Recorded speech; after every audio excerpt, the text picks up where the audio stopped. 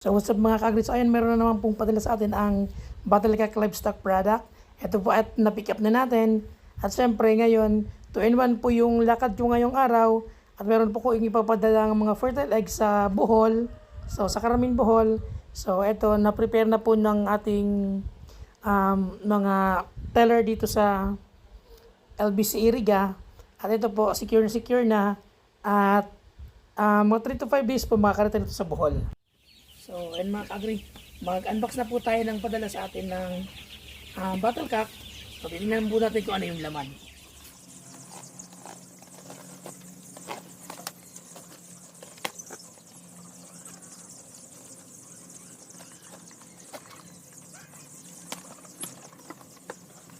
Ito po yung listahan ng mga pinadala sa atin ng Battlecat Livestock product, at syempre yung Ma'am Sheila at yung Ma'am Irish, at syempre yung Sir Bon. Maraming salamat po.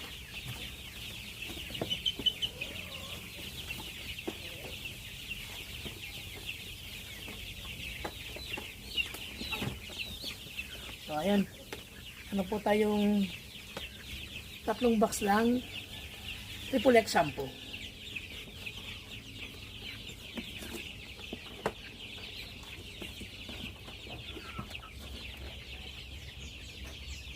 Then, 3 box din ng Raptor Dewormer.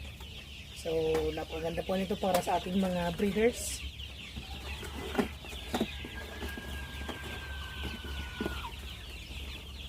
Ayan, meron dito samang 2 box ng Vitamin Pro powder. So, ayan po. Maraming salamat po sa Battlecat Livestock Product Family, kay Sir Boy, kay Ma'am Sheila, kay Ma'am Irish.